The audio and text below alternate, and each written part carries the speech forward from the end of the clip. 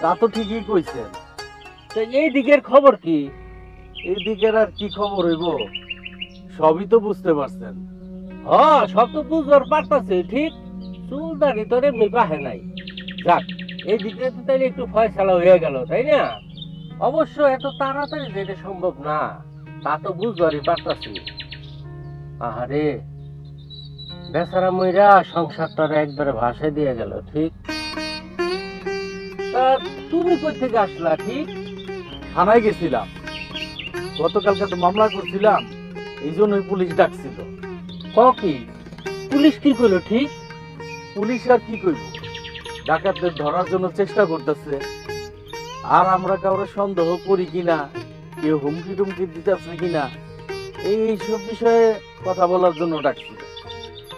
আচ্ছা, তোমরা কি কেউ সন্দেহ করো নাকি ঠিক?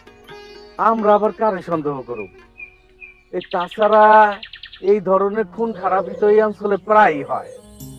হ্যাঁ, ওই যে গত বছর তো এই ধরনের একটা খুন হইল, ওই যে উত্তরপাড়ার রহিম শেখ। ওই মামলার তো এখনো কোনো কুল কিনারা করতে পারলো না। শোনো একটা কথা বলি, তোমার ভাইয়েরও এক প্লেট টাকাগুলি লইয়া আসা উচিত হয় নাই, বুঝছো? আচ্ছা যাই হোক, তো বিয়ার কি খবর টবর কও দেখি। বিয়া লইয়ে তো কিছু কথা কম দরকার ঠিক।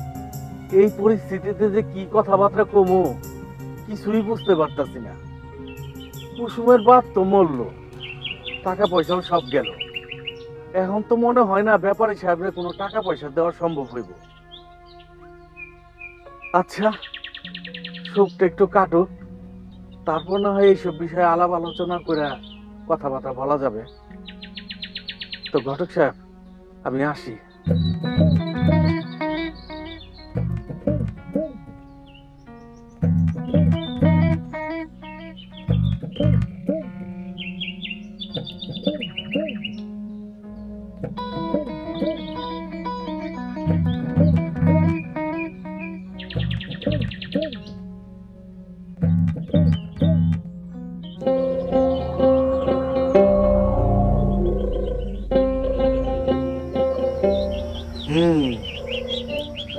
ঘটনা খুবই দুঃখজনক। খুবই দুঃখজনক। এই জন্যই তো একা একা বসে বসে শোক করতেছি, দুঃখ করতেছি। তুইও দুঃখ কর, শোক কর। হ্যাঁ, দুঃখ তো অবশ্যই করতেছি। আমার অবশ্য এই দিকেও দুঃখ, ওই দিকেও দুঃখ। কোন দিকে দুঃখ? ওই দিক মানে ওই যে রত্নার কথা কইলাম, রত্নার নানি তো আমার লগে কথা করার জন্য একবারে নিষেধ করে দিছে, আমার সাথে যেন কোনো যোগাযোগই না করে। তোর যে দুঃখ, তোর যে সমস্যা, এই সমস্যা অনেক কঠিন হলেও সমাধান করা সম্ভব কিন্তু, জানিস? কি সমাধান বন্ধু? মনে কর যে আমার তো একেবারে উল্টা। কুসুমের বাপ মরে যায় আমার সমস্যা করছে, আর ওই রত্নার নানি বেঁচে থেকে তো সমস্যা করছে। রত্নার নানি যদি মরে যায় তোর তোর সমস্যার সমাধান, তুই ইচ্ছা মতো প্রেম করতে পারবি রত্নার লগে। এই, এটা কি করছিস তুই?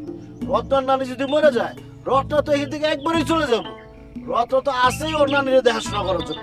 ও, এইটাও তো কথা। তাহলে না না, রত্না নানি বেঁচে থাক, 200 বছর বেঁচে থাক। আমি দোয়া করতেছি রত্না নানি 200 বছর বাঁচবো, আর তুই 200 বছর ধরে রত্নার লগে প্রেম করবি, ঠিক আছে?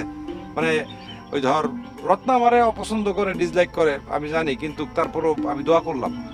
কারণ পাগল হইলে, প্রেমিক হইলে ওই মনটারে উদার হইতে হয়। সলিম চাচার মনটা যেমন উদার। তোর সলিম চাচা উদা? অবশ্যই উদার। সে উদার বলেই তো সমস্ত সম্পত্তি আব্বারে লিখে দিচ্ছে। ও আচ্ছা। কি ব্যাপার বাবা, তোমরা এখানে বইয়ে কি করতেছো? তোমার কথাই কইতেছিলাম। আমার কথা কইতেছিলা? আমার কথা কি কইতেছিলা? ওই যে সলিম চাচা তোমার সমস্ত সম্পত্তি লিখে দিচ্ছে, এইটা। এইসব তোমার কে কইছে? আরে সলিমের সম্পত্তি আসবে কই থেকে? আমার সম্পত্তি তো আমারই। এই, তোরা বসে বসে এইসব আলোচনা করছিস না? খায়ার কোনো কাম নাই। না চাচা, আমি কিছু জিগাই নাই। ওই এমনি এমনি কইলো তাই শুনলাম। এই, ও কইলো আর তোর এমনি এমনি শুনতে হইব না? যা। আচ্ছা ঠিক আছে, যাই রে। আসসালামু আলাইকুম চাচা। ওয়ালাইকুম সালাম। আব্বা, তুমি ওরা খেতা দিলা কে?